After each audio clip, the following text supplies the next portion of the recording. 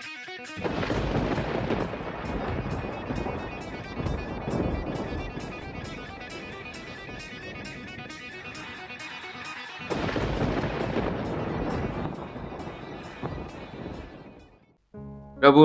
ప్రియమైన దేవుని బిడ్డలారా, ప్రభు నామమున మీ అందరికీ ఉదయకాల శుభములు, వందనములు తెలియపరుస్తూ ఉన్నా.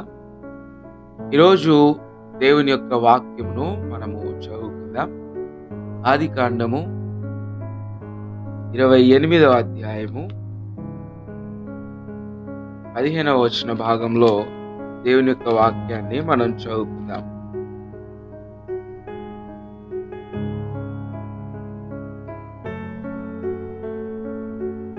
ఆదికాండము 28వ అధ్యాయము 15వ వచనం. ఇదిగో, నేను మీకు తోడయుండి నీవు వెళ్ళు ప్రతి స్థలమందు నిన్ను కాపాడుచు ఈ దేశమునకు నిన్ను మరలా రప్పించదను. నేను నీతో చెప్పినది నెరవేర్చు వరకు నిన్ను విడువనని చెప్పగా. ప్రియ దేవుని బిడ్డలారా, చిన్న ప్రార్థన చేసుకుందాం. కృపగల దేవా, నిత్యుడవగు తండ్రి, సమాధానకర్త, మీకు వందనాలు. ఇదిగో తండ్రి, ఉదయకాల వేళలో చదవబడిన ఈ యొక్క వాక్య భాగము మా అందరితో మీరు మాట్లాడమని ప్రార్థిస్తూ ఉన్నాం. వాక్య భాగము నాయన తండ్రి, మా జీవితాల్లో వెలుగుగాను, ఆయన మీ గురించి తెలుసుకునే భాగ్యముగాను ఆయన తండ్రి మీరే దీవించమని, వింటున్న ప్రతి బిడ్డతో మీరు మాట్లాడమని నజరేయుడు మా ప్రభువును రక్షకుడైన యేసు క్రీస్తు శుభనామములో ప్రార్థన అడిగి వేడుకొంచున్నాం మా ప్రియ పరలోకపు తండ్రి, ఆమేన్. ప్రభునందు ప్రియమైన దేవుని బిడ్డలారా, ఉదయకాల వేళలో చదవబడినటువంటి యొక్క వాక్య భాగము మనము గమనించినట్లయితే, యాకోబు దేవుని సన్నిధానమును చూస్తూ ఆయన కలగంటూ ఉన్నాడు లేదా దర్శనం చూస్తున్నాడని మనం అనుకోవచ్చు. ఆ దర్శనంలో దేవుడు యాకోబుతో మాట్లాడుతూ ఉన్నాడు. యాకోబును బలపరచాలని ఆయన ఆలోచన చేస్తున్నాడు. చూసినట్లయితే, ఇదిగో నేను నీకు తోడయ్యుండి. నిజంగా భూమి మీద ప్రతి మనిషికి దేవుడు తోడై ఉంటే ఎంతో గొప్ప ఆశీర్వాదం. అలాంటి పరిస్థితిని యాకోబు భక్తుడు దర్శనంలో పొందుకుంటూ ఉన్నాడు. ఇక్కడ మనం గమనించినట్లయితే, నీవు వెళ్ళు ప్రతి స్థలమందు నిన్ను కాపాడుచు. నిజంగా దేవుడు తోడుగా ఉండడం మాత్రమే కాదు, వెళ్ళే ప్రతి స్థలంలో ఎదురయ్యే ప్రతి అపాయం నుండి ఆయన కాపాడుతూ ఉంటే ఎంత శ్రేష్టమైన జీవితం అది. అలాంటి జీవితము అందరికీ ఉండాలని మనం కోరుకోవాలి. అదేవిధంగా, నేను నీతో చెప్పినది నెరవేర్చు వరకు నిన్ను విడువనని చెప్పగా. నిజంగా దేవుడు మనకు వాగ్దానాలు ఇచ్చాడు.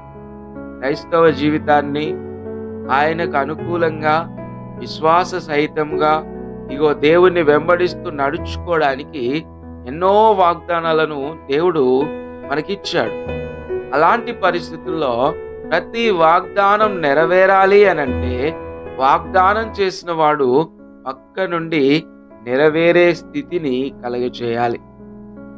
అందుకే దేవుడు యాకోబు భక్తుడితో దర్శనంలో మాట్లాడుతూ ఉన్నాడు. నేను తోడై ఉంటాను, నువ్వు వెళ్ళే ప్రతి స్థలములో నేను నిన్ను కాపాడుతాను అంటున్నాడు. మూడవదిగా, నేను చెప్పింది, వాగ్దానం చేసింది నెరవేర్చే వరకు నిన్ను విడవను అని మాట్లాడుతున్నాడు. కాబట్టి దేవుని బిడ్డలారా, మనము జ్ఞాపకం చేసుకోవాలి. దేవుని మాటను విని ఆయనను వెంబడించే జీవితం, ప్రార్థించే జీవితం మనకున్నట్లయితే, ఇదిగో దేవుడు మనతో ఉండి మనకు సహాయం చేసి మనల్ని కాపాడి ఏదైతే వాగ్దానం దేవుడు చేస్తున్నాడో దాన్ని నెరవేర్చేంత వరకు దేవుడు విడువడు, విడిచిపెట్టడు. కాబట్టి దేవుని బిడ్డలారా, ఉదయకాల వేళలో విడువని దేవుడు మనతో ఉన్నాడనే విశ్వాసముతో ఇదిగో నిన్ను నడిపిస్తాను, బలపరుస్తాను, కాపాడుతాను అన్న మాటలను మనము జ్ఞాపకం చేసుకుంటూ దేవుడు సహాయకుడుగా ఉన్నాడని ఈ దినమంతా కూడా బలముగా దేవుని సన్నిధానమును వెంబడిస్తూ మనం ముందుకు కొనసాగుదాం. దేవుడు తన కృపను ఎల్లప్పుడూ తోడుగా ఉంచి నడిపించును గాక. కళ్ళు వంచి కళ్ళు మూసుకొని ప్రార్థన చేసుకుందాం.